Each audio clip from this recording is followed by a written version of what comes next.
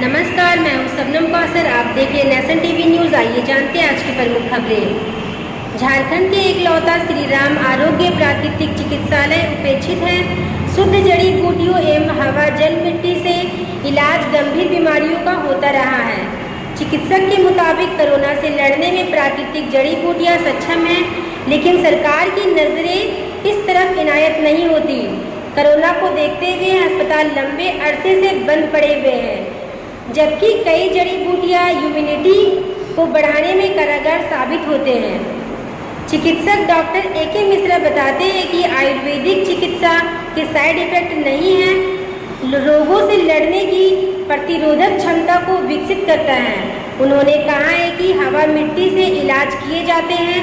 वहीं महिला चिकित्सक ने बताया है कि आयुर्वेदिक चिकित्सा से कई ऐसे केस ठीक हुए हैं जिन्हें चिकित्सकों ने घर लौटा दिया था।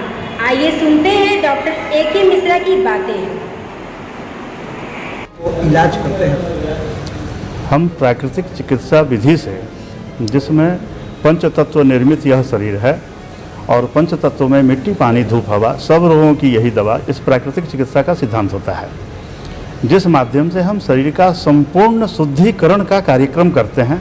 इसी में किसी रोग की चिकित्सा नहीं है, अपितु पूरे रोग के कारण की चिकित्सा है। और वह रोग का कारण होता है हमारे खाए पिए पदार्थों का शरीर में अवशेष का जमा होना। कोरोना से बचने के कौन से तरीके हैं आपके यहाँ, कौन सी दवाएं? कोरोना से बचने के लिए सबसे पहले आवश्यक है कि शरीर को शुद्धिकृत करते हुए शरीर से मल विकार को दूर किया जाए, ताकि शरीर में रोग से लड़ने की क्षमता हमारी मजबूत हो। और आज मेडिकल साइंस ने भी इस चीज़ को माना है कि शरीर में इम्यूनिटी बढ़ाने से और इम्यूनिटी बढ़ाने के तमाम सारे पद्धतियों के माध्यम से, काढ़ा पीजिए, ये पीजिए, हल्दी गर्म पानी पीजिए, दूध हल्दी पीजिए, गिलोय का काढ़ा पीजिए, लौंग, काली मिर्च और उसमें अजवाइन आदि मिश्रित काढ़ा पीजिए। तमाम तरह के काढ़ा पीने का आज सलाह दिया जा रहा है।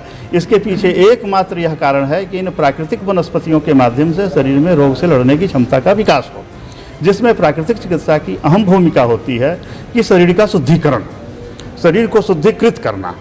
और शरीर में शुद्धिकरण का सबसे मुख्य केंद्र होता है आंतों की साफ सफाई, पेट की साफ सफाई, जिसमें हमारे खाए पिए पदार्थों का वेस्ट प्रोडक्ट इकट्ठा होता है और कचड़े में ही किसी भी कीटाणु का उत्सर्जन होता है या उनका विकास होता है।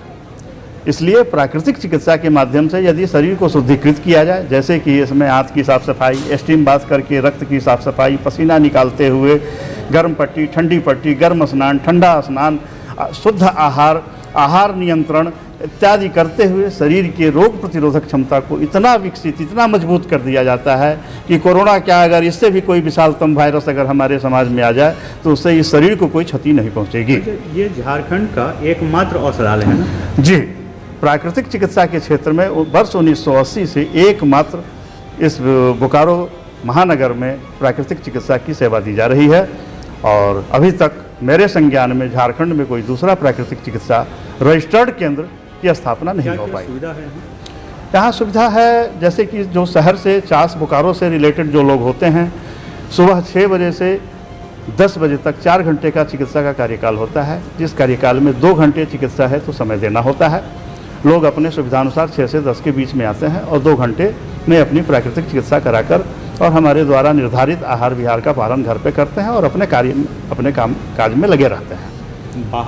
बाहर के लोग जो आते हैं उनके रहने सहने की सुविधा है, उनके भोजन की सुविधा है।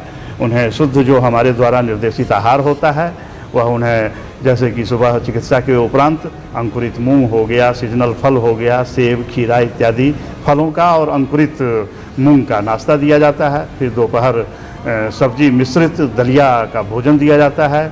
फिर सायंकाल उन्हें फल का नाश्ता या किसी सूप का सेवन कराया जाता है। फिर रात्रि रोटी और सब्जी का उस भोजन देकर और रात्र में 9 बजते उनको विश्राम कराया जाता है। पुनः सुबह 5 बजे जगाते हुए गर्म पानी का सेवन कराकर, शौच आदि से निवृत्त कराकर 6 बजे से चिकित्सा में उनको संलग्न कर दिया जाता है। कितने दिन का कोर्स है? मिनिमम 2 माह का 8 सप्ताह 60 डेज का एक कोर्स रखा जाता है, जिसमें लगभग मध्यम दर्जे की जितनी भी बीमारियां हैं, साध्य बीमारियां हैं, उन सारी बीमारियों का समाधान होता है। कुछ दो साध्य बीमारियों के लिए इससे अधिक अवधि की आवश्यकता पड़ती है।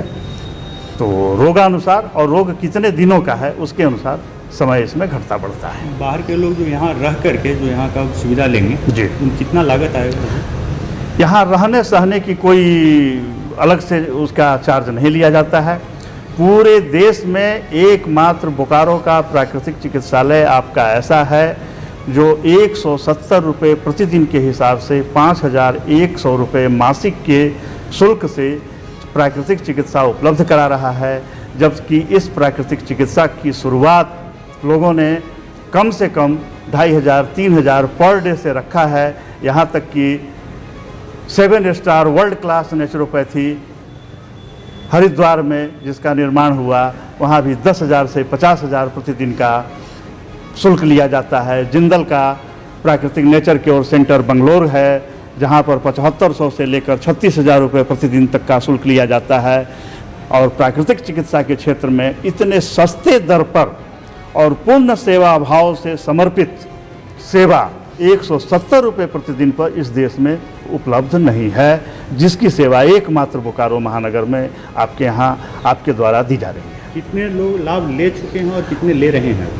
अब तक अगर रिकॉर्ड के अनुसार देखा जाए तो वर्ष 1980 से और अब तक यहाँ की सेवा लाखों लोगों को स्वास्थ्य लाभ दिया जा चुका है।